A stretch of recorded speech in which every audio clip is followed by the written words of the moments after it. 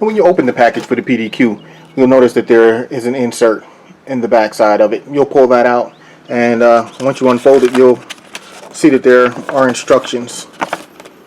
One side shows you instructions using a Dremel and other tools that are listed, and the other side in color shows you using a milling machine. Now, I would say 98% of us, and that's a number I just made up like most YouTubers do for percentages, 98% of us are going to use the Dremel setup. And this is a combination of it. You know, it recommends having a vise block, a vise, a file, some tape, a Dremel, and a sanding drum emery impregnated wheel, or whatever that may be. I just used a buffing wheel. Most of the work that I did was with the Dremel and one of the filing disc that comes in. That did the cut really well, really fast.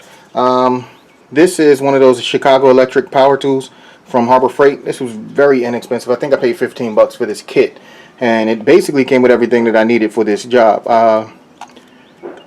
Initially, when I started, I had it set all the way up to 6 on speed, which was the max, and that was too fast. That destroyed the first disc within seconds of applying pressure. So I brought it down to about 2.5, 3, and that seemed to be ideal for cutting, filing, as well as control. Anything faster than that, it tried to jump around as you initially touched it to the receiver. The instructions are straightforward, and if you've watched a couple of videos on YouTube, you have a general idea of what you need to do. I didn't have to reference this once I started. I knew I needed to make a cut. I knew I needed to make some filing to clean it up. I also knew that I needed to do some test fitting to make sure that the PDQ moved freely and that there was going to be enough room even after applying the new finish for it to move around freely. What you don't want to do is make it too tight, because once you put the gun back together, it's pretty useless if it's too tight. Okay guys, this video is going to cover the installation of the Teal Blue Bravo PDQ, and one of the first things you want to make sure that you do, check the firearm, you know, clear it, make sure that it's safe.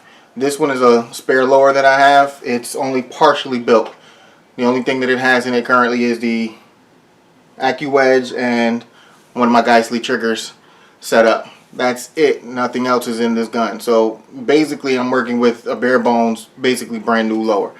So this is going to make it a little bit easier, and it's not going to show you all the steps such as removing your original bolt catch and your mag catch, which doesn't need to be removed when doing the installation. I'm just showing you this because this is how I have it. This is going to be the easiest one to record and post on the video. Alright, now one thing you want to make sure you do here is have your hammer back and out of the way. The next thing you want to do, and I'll try and get close-ups of all of this stuff, is tape off the areas outside of the bolt catch pocket here. And the reason why you're doing that, one, it gives you a guide, and two, it also helps you prevent from putting scratches and nicks where you don't need them. Now you're going to be cutting a lot of this stuff, a lot of material out. A lot of stuff is going to be changed here, but as you'll see throughout the process, you want to keep it as neat as possible, because the more care you take during the process, once everything is done and you refinish it, the better it looks and the more like the PDQ actually came on the firearm. Now, this is a disclaimer here.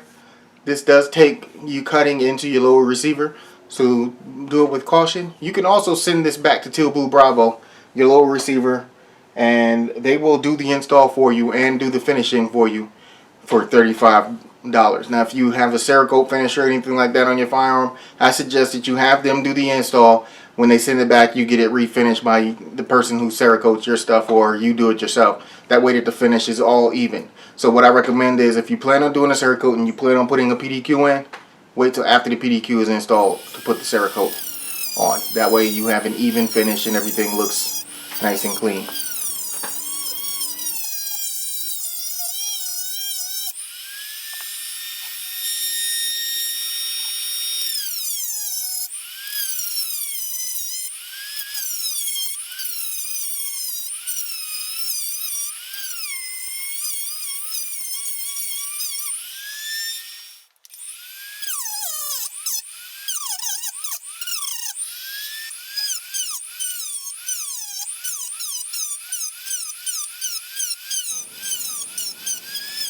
Alright, now to share the process with you, as you can see I cut the cavity out.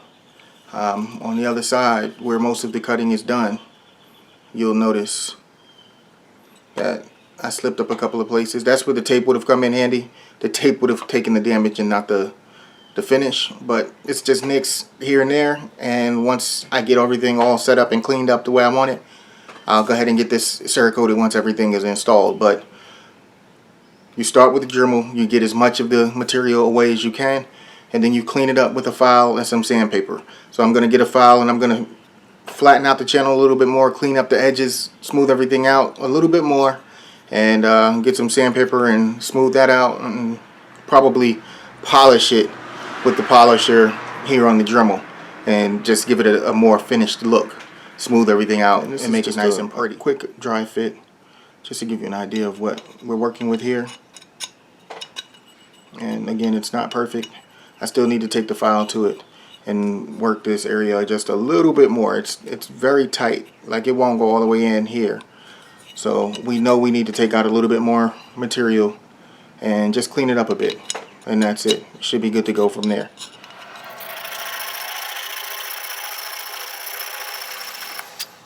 About an hour of total work doing the cutting and the filing, and I finally got it to fit freely and have the movement necessary for it to function correctly.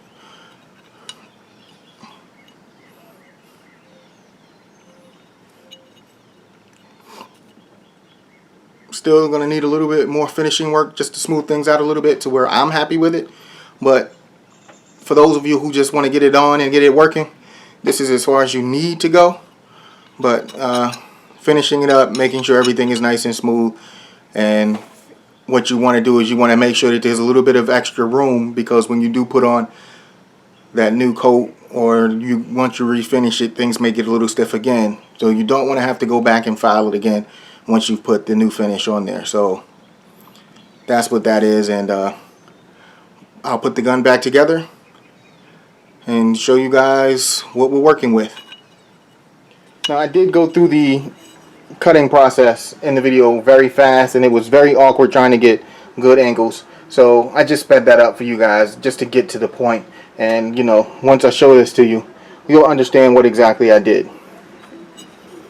Basically, you bring the mag catch well all the way across. You just open it up all the way across, and what you want to do is make sure that it's even all the way across. And there's a hump on the lower receiver that you need to eliminate. Basically, that allows for the lever on the PDQ to protrude from the lower receiver.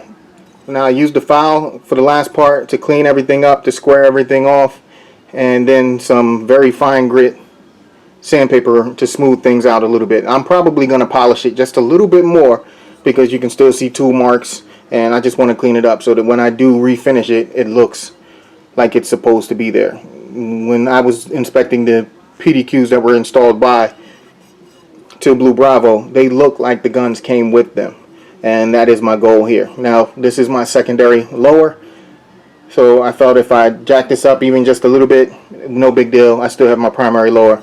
This one is going to be used for all test fitting, all product reviews, all of that stuff. So as you can see, this one is my original Special Ops Tactical Lower receiver, and I filled in these trades so you guys can see it. When I'm working on this, I want you to know that this is the Special Ops Tactical Lower receiver, the same one that I've started with from the beginning. These receivers are outstanding. They're machined really well. Mil spec, everything lines up. I have had no problems putting aftermarket parts on here whatsoever so far. Alright guys, all the cutting is done, all the filing is done for now.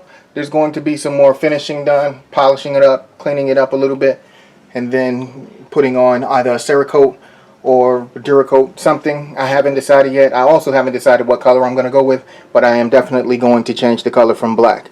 So again, we cut out with the Dremel, then we filed with some files to clean things up, and as you can see, everything is nice and cleaned off, and you can see where all the silver parts are basically where material was removed in order to accommodate the PDQ.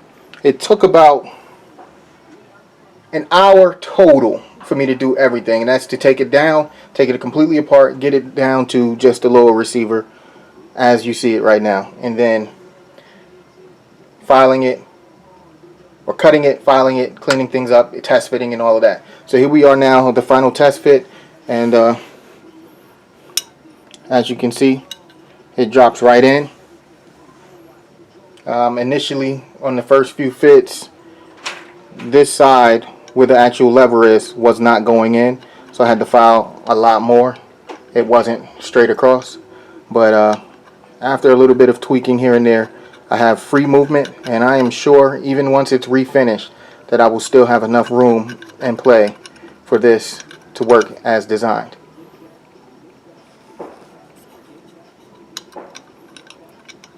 So once I refinish it and get everything the way I want it, I will do one final assembly video for you guys, and that will be the part 2 to this complete thing. I will show you the reinstallation of the trigger setup, the safety switch, and just putting the lower receiver back to 100% assembled, and do some function testing, make sure everything is where it's supposed to be. Again, this is the PDQ from Teal Blue Bravo. It's the Ambi bolt release, and they retail for $59.95. You can get them directly from Teal Blue Bravo and other retailers that they have listed on their website.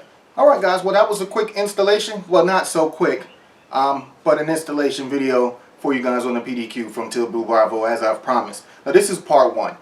Part 1 shows you the cutting, explains the process, shows you the product and the instructions that Teal Blue Bravo includes in the packaging for the PDQ.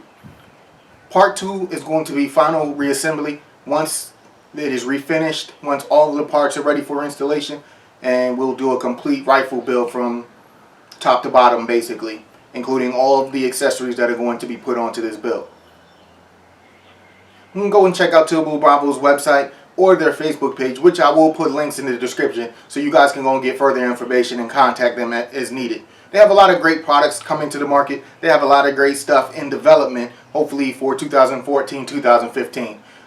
I look forward to going up and visiting them and spending some time with them and talking about and going over a lot of their new products. They're here in Florida. We have a lot of great companies here in Florida, and hopefully I will be doing a tour this summer of a lot of these companies. Something new that's coming to the channel, or to me in general, is my involvement with thegearlocker.net. I'll put a link in the description. You guys can go and check that out. They do a lot of gear reviews. They cover a lot of usable stuff, survival stuff, tactical gear, stuff for airsoft, real steel, you name it, they cover it. I'm going to be contributing to that website from now on. It's going to be video reviews as well as written reviews, articles, all of that stuff. I look forward to that. I'm very excited about being involved in that, and hopefully you guys can be too. And that's thegearlocker.net. Now, Eric and I have been friends for years, and we finally bought what we do together, and we're going to hopefully present you guys with a great package and a lot of entertaining stuff for you guys to go and check out. So again, that's thegearlocker.net. You're going to be hearing a lot more about that, and a lot of my reviews and a lot of my videos will be posted there, as well as written stuff, as I've said. This is Schwell. I hope you guys are out there having fun, being safe, and also being responsible, and I'll hit you with the 2 fingers. Later.